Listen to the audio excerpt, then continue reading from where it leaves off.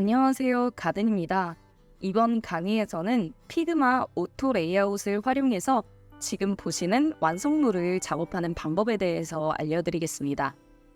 피그마 오토 레이아웃 기능을 아직 학습하지 않은 분들, 잘 모르시는 분들은 제 영상 중 오토 레이아웃의 모든 것이라는 영상을 시청을 하고 들으시면 좋을 것 같고요.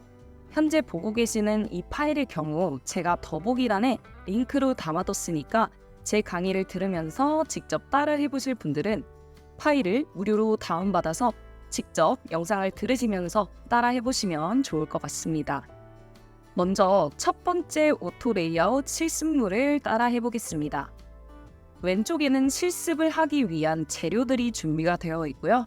오른쪽에는 실습을 완성했을 때 보여지는 모습을 표현을 한 건데요. 이 완성물은 그냥 단순히 나열되어 있는 것뿐만 아니라 오토 레이아웃과 컨스트레인트가 모두 적절히 적용이 되었고 또 여기에 리사이징 값까지 적용이 되어서 프레임 크기를 움직였을 때 옆으로도 늘어나고 아래쪽으로도 늘어나는 걸 확인을 할 수 있습니다. 그래서 저희는 이렇게 프레임에 제대로 반응을 할 수 있도록 왼쪽에 있는 재료를 오른쪽에 있는 완성물처럼 만들어 보도록 하겠습니다. 자, 먼저 이걸 보시면 체크박스 그리고 버킷 리스트라는 텍스트 두 가지 레이어가 존재하는데요. 두 가지 레이어가 실습 1이라는 프레임 안에 존재를 하는데요. 먼저 이 두 개는 오토 레이아웃을 해줘야 합니다. 만약 이 두 가지가 오토 레이아웃이 안 되면 이 둘 사이의 간격도 일일이 조정을 해야 하기 때문입니다.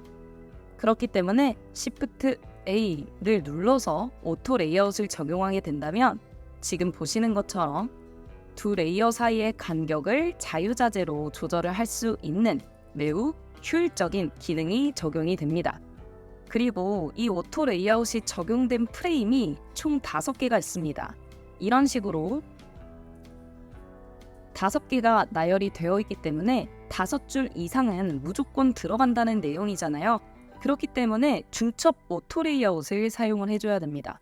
임의로 옵션을 눌러서 하나를 복사한 다음 이 두 개의 프레임을 함께 선택해서 다시 한번 오토 레이아웃 적용 Shift A를 적용하게 되면 이 프레임 35 안에 프레임 33과 프레임 34가 들어가 있죠.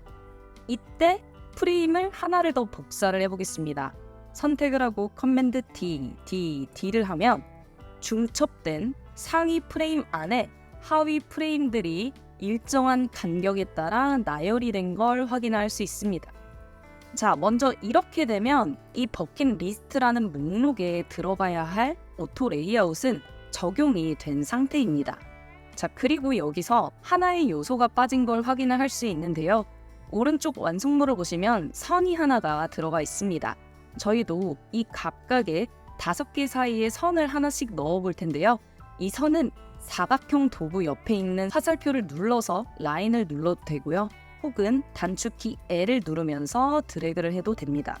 이때 Shift를 함께 누르면 직선으로 만들어질 수 있습니다. 자, 이렇게 해서 만든 선이 있는데요. 이 선을 그냥 오토 레이아웃 안쪽으로 가져오면 지금 적용이 안 돼 있는데 왜냐하면 프레임 밖에 있기 때문입니다. 그럴 때 왼쪽 레이어 패널에서 라인을 상위 프레임 안쪽에 넣어만 주셔도 이런 식으로 오토 레이아웃과 하나의 가족이 됨을 확인을 할 수 있습니다. 이 선을 드래그해서 가져올 수도 있지만 만약에 드래그가 잘 안 된다 할 때는 왼쪽 레이어 패널에서 프레임 사이에 이렇게 넣어줄 수도 있습니다. 지금은 흰색이라 잘 안 보여서 스트로크 색을 우선 검정으로 바꿔봤고요. 이 라인을 복사하고 싶다 옵션 누르면서 복사. 오토 레이아웃 안에서는 방향키로 조절할 수 있습니다. 이런 식으로 아래쪽으로 향하는 방향키를 눌러서 레이어를 아래로 보낼 수 있어요. 그래서 앞으로 2개의 선이 더 필요하니까 저는 커맨드 D를 눌러서 각각 아래쪽으로 클릭해서 아래쪽으로 보내줬습니다. 그렇게 되면 이 라인과 텍스트 프레임 모두 레이어 패널에서 프레임 1 라인, 프레임 1 라인, 프레임 라인 이런 식으로 잘 정리가 된 걸 확인을 할 수 있습니다. 자, 여기까지만 해도 오른쪽과 얼추 비슷한 느낌이 나죠.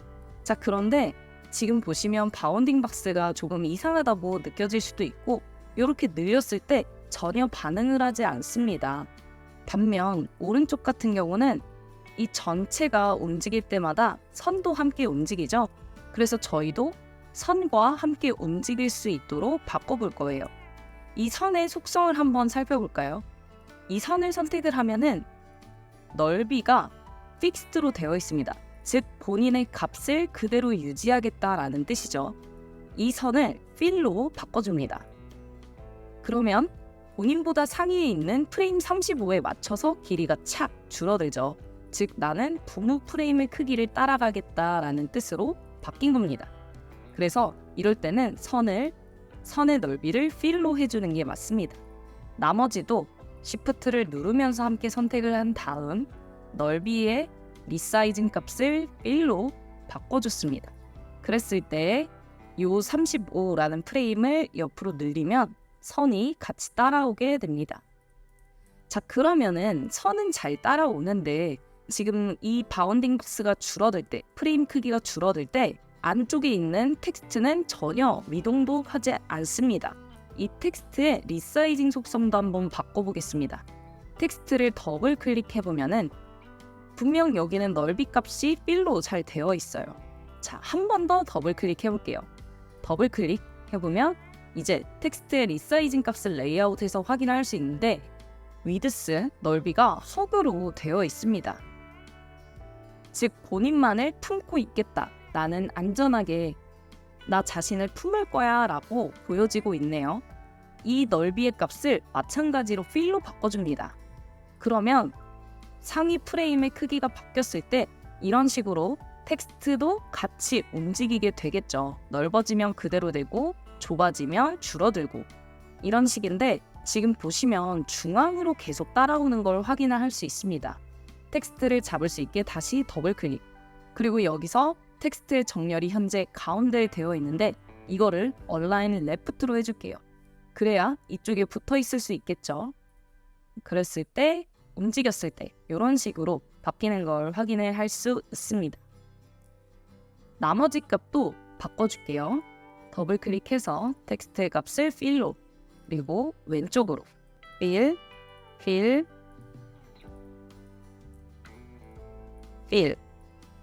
그리고 지금 보시면 텍스트를 선택을 했을 때 전체 오토 레이아웃까지 쫙 꽉 찬 걸 볼 수 있습니다.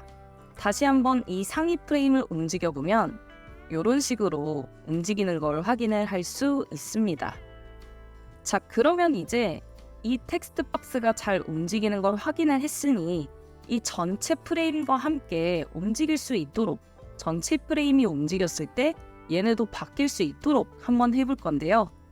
오른쪽과 다른 점을 먼저 비교해보자면 오른쪽은 이 프레임의 크기가 실습 1이라는 프레임 크기와 똑같습니다. 상위 프레임이 전체 프레임 크기와 똑같은데 저희가 지금 만든 거는 상위 프레임이 전체 프레임 크기와 일치하지 않습니다.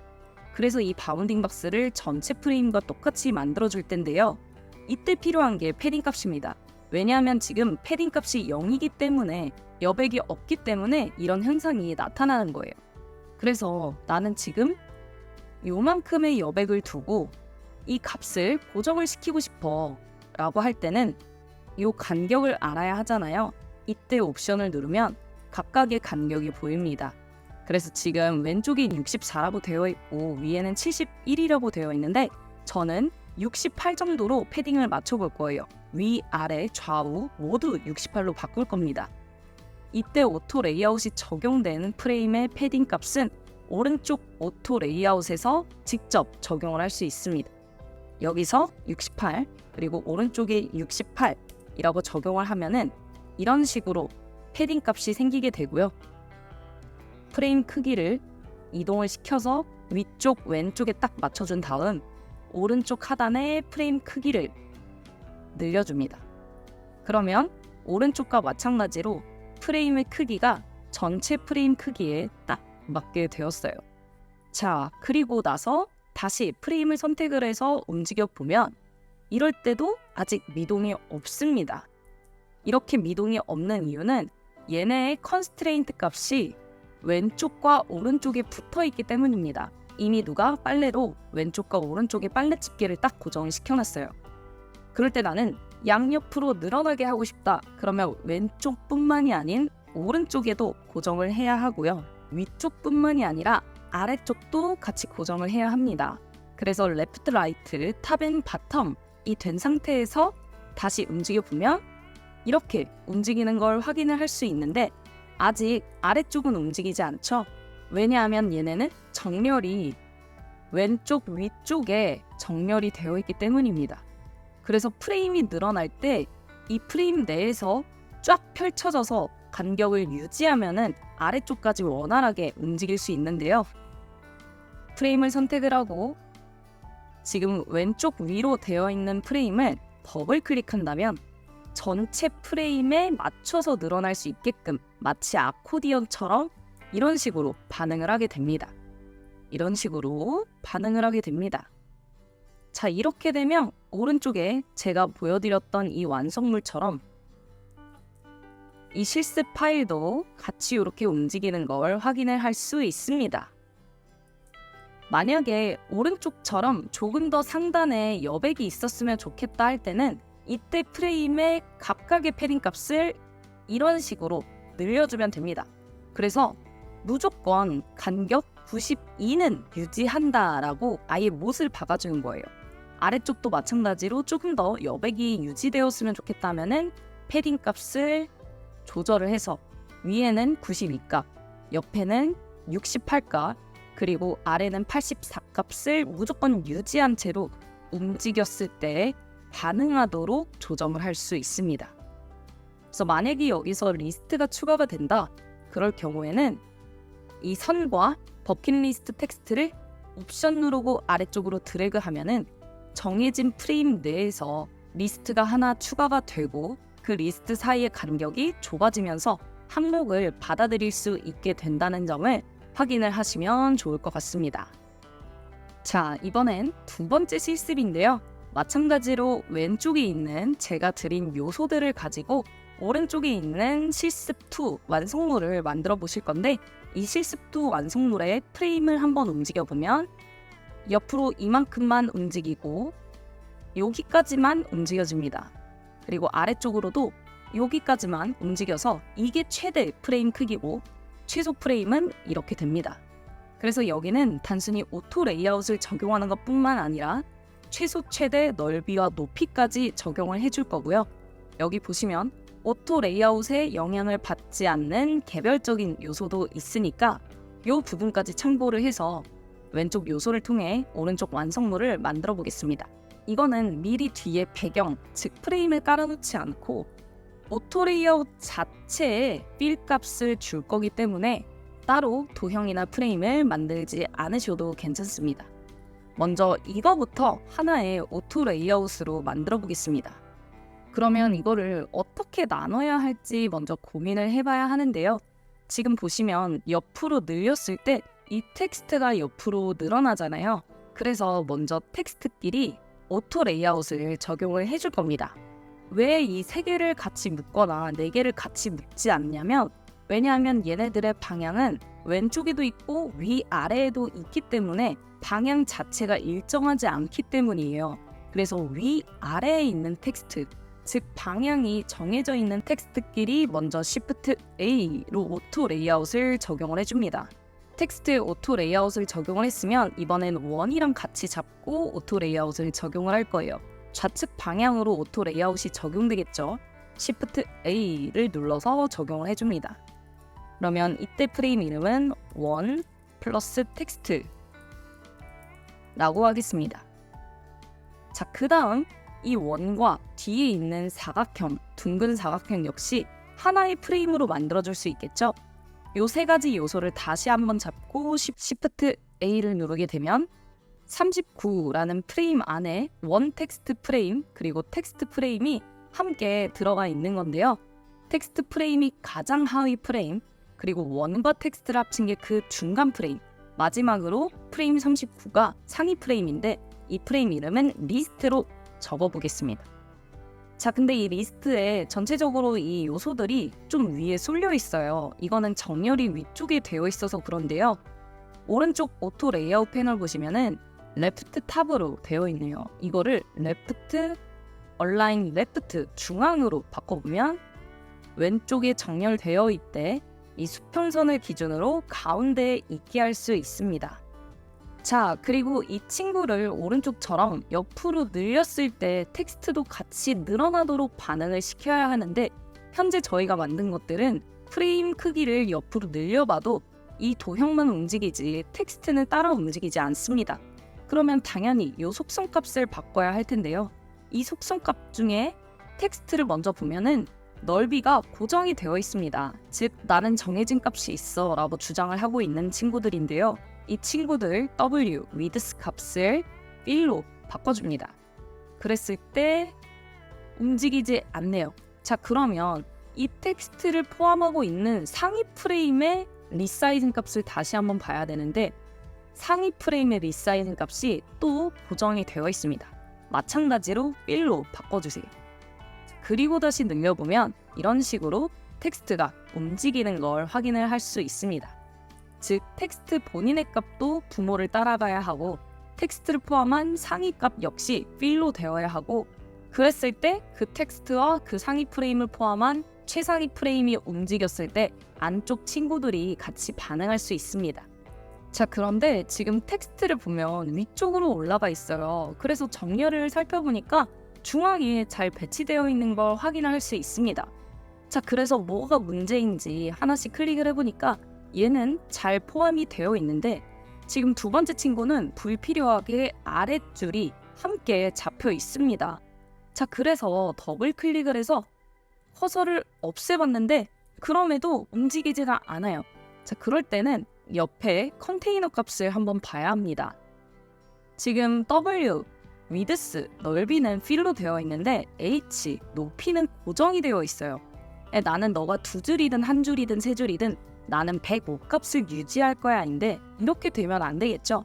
그래서 이 높이 같은 경우는 본인만 포함할 수 있도록 허그 값을 눌러줘서 바꿔야 합니다. 만약에 이 fill로 바꾸면은 아마 움직이지 않을 거예요. 왜냐하면 어차피 이 전체를 채워야 하기 때문이죠.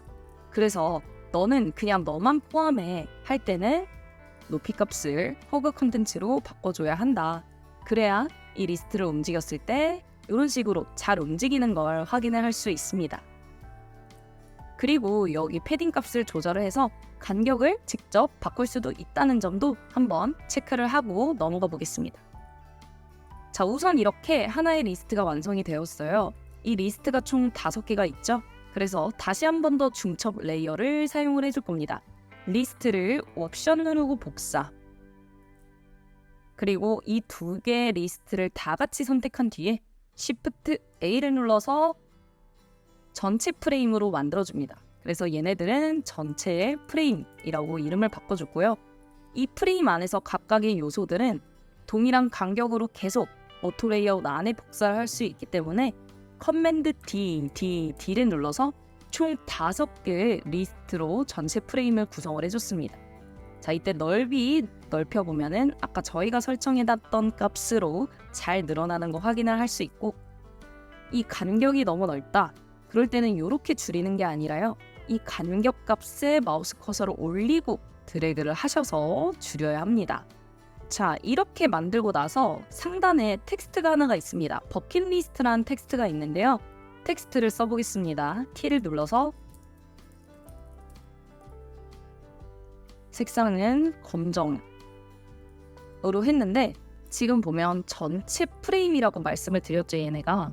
그래서 이 전체 프레임 뒤에 fill 값을 우선 넣어줄 겁니다. fill 누르고 색상은 흰색이 아니라 제가 민트색 컬러로 넣어놨는데요. 이렇게 보면은 프레임 안쪽에 색상이 채워진 걸 확인할 수 있고요. 각각 양옆에 여백이 있죠. 양옆, 상하, 좌우에 여백이 있는데 이것도 프레임 내에서 바로 여백을 넣어줄 수 있습니다. 만약에 여기서 여백 값을 확인을 하고 싶다면 아무거나 선택을 한 다음 옵션을 눌러보면 각각의 여백 값이 나오게 됩니다. 지금 보면 100으로 되어 있어요. 그래서 저는 상하, 좌우 모두 100으로 패딩 값을 넣어보겠습니다. 패딩 값 100으로 넣어서 프레임 뒤쪽에 색상이 생길 수 있도록 만들었고요. 위쪽에는 패딩 값이 더 넓어야겠죠. 그래야 이 텍스트가 잘리지 않고 안쪽에 잘 들어올 수 있겠죠. 그래서 상단의 패딩 값을 쭉 늘려줬습니다. 반면 하단의 패딩 값은 조금 줄여줄 거고요. 다시 상단을 좀 늘려서 보기 좋게 만들어 봤습니다. 자, 그리고 이 텍스트는 프레임을 움직였을 때 따라오지 않으니까 우선 프레임 안쪽으로 텍스트 레이어를 넣어주겠습니다. 그랬을 때 상단의 패딩 값이 조절이 되기 때문에 다시 한 번 더 조절을 해주고 이런 식으로 만들어줬습니다. 자, 그래서 일단 어떻게 바뀌는지 한번 보겠습니다. 전체 프레임을 선택하고 양옆 늘리는 거는 문제가 없습니다. 그런데 아래로 내렸을 때 움직이지 않아요. 반면 오른쪽 완성물은 양옆 움직이는 거 가능하고 아래쪽까지 움직이면은 전체 프레임에 맞게 쭉쭉 늘어나는데요. 저희는 그렇지 않기 때문에 다시 한번 리사이징 값을 확인을 해볼 겁니다. 지금 넓이는 필로 되어 있지만 H, 높이, 헤이트는 값이 정해져 있어요. 마찬가지로 높이 값을 필로 바꿔줍니다. 그랬을 때 프레임을 늘려보면 내가 필 값으로 바꾼 친구만 같이 늘어나는 걸 확인을 할 수 있죠. 나머지 4개의 자식들 역시 높이의 리사이징 값을 필로 채워줍니다.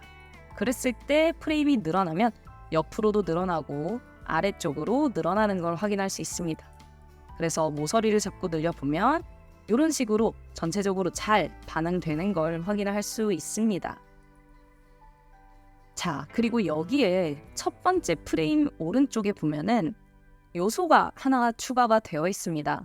이 요소는 오토 레이아웃에 포함되지만 반응도 하지만 이 오토 레이아웃과는 별개로 취급받는 깍두기 친구예요. 그래서 우선 요소를 하나 만들어 볼게요. 저 요소는 별로 만들었습니다. 도형 도구에서 스타를 꺼내고 지금 꼭지점이 여러 개가 있죠. 그래서 이럴 때는 카운트를 쭉쭉쭉 늘려서 꼭지점을 많게 해준 다음 안쪽에 있는 거를 바깥쪽으로 레티오를 위로 올려서 좀 더 덜 날카로워 보이는 별로 만들었어요. 색상도 보라색으로 바꿔봤습니다. 자, 그리고 이 스타가 오토 레이아웃 안에 들어오게 되면 이런 식으로 어디에 넣어도 이렇게 오토 레이아웃과 함께 친구가 되려고 노력을 많이 합니다. 하지만 얘네들을 오토 레이아웃 안에 넣어주되 그렇지만 오토 레이아웃 적용을 받지 않는 그런 요소로 만들 때에는 맥 기준으로 컨트롤을 누른 다음에 이 안쪽으로 가져오면 지금 보이시나요? 레이어 패널에서 난 이 오토 레이아웃에 들어갈 거야 할 때 파란 선으로 잡힙니다. 그걸 확인을 한 다음 마우스를 떼주시고요. 그랬을 때 레이어를 보시면 별 주변에 사각형, 마치 카메라로 보는 듯한 아이콘이 생겨요. 이거는 깍두기라는 뜻입니다. 그래서 이 깍두기를 잘 움직여서 배치를 해줬어요. 그래서 어떻게 보면은 지금 이 프레임을 전체적으로 움직일 때 깍두기도 함께 움직이죠. 하지만 깍두기는 오토 레이아웃과는 별개로 자유자재로 이동도 시키고 크기도 줄이고 늘리고 할 수 있습니다. 그리고 옆으로 늘렸을 때 이 깍두기가 따라오게 하기 위해서는 이 친구의 컨스트레인 값을 바꿔야죠. 얘가 붙어있는 위치를 바꾸는 거예요. 그래서 빨래 집게를 오른쪽에다 꽂아주면 되겠죠. 그래야 이 프레임이 움직일 때, 즉 이 오토 레이아웃 자체 프레임이 움직일 때 이 깍두기도 오른쪽과 함께 움직이는 것을 볼 수 있습니다. 자, 이제 얼마 남지 않았습니다. 자, 이제 마지막으로 얘네들을 줄였을 때 이 텍스트들이 움직이는 게 보기 싫다. 그래서 딱 한 줄 여기까지만 보여지게 하고 싶다라고 할 때는 최소 넓이 값을 설정을 해야겠죠. 현재 줄인 넓이가 딱 적당하다 보니까 1493이네요. 이럴 때 넓이를 오른쪽 화살표를 누르고 Add Minimum Width 최소 넓이 설정 누른 다음 위 숫자랑 똑같이 선택해주면 됩니다. 1493이라고 써줬고요. 그러면 빨간색 선이 보이면서 최소값이 설정이 되었다 나오고 얘네를 늘렸을 때 여기까지만 늘어났으면 좋겠어. 2094. 그러면 오른쪽 눌러서 Add Max Width 최대 넓이값 똑같이 2094 써준 다음 엔터 치면은 최소값, 최대값이 적용된 거를 확인할 수 있습니다. 늘려보면 여기 이상으로 늘어나지 않고요. 여기 이하로 줄어들지 않습니다. 그래서 빨간 선이 최소값, 최대값을 알려주는 선이에요. 자, 이렇게 최소, 최대 넓이 값을 설정을 했으면 이제는 높이 값도 설정을 해줄 건데요. 줄였을 때 여기가 찌부가 돼서 원이 튀어나온다. 그래서 난 딱 요만큼만 줄어들게 할 거야. 그럼 지금 높이를 보면 1760이죠. 미니멈 높이 1760 엔터 써주고, 늘어났을 때 이건 너무 넓고 한 요 정도까지만 늘어나게 할래.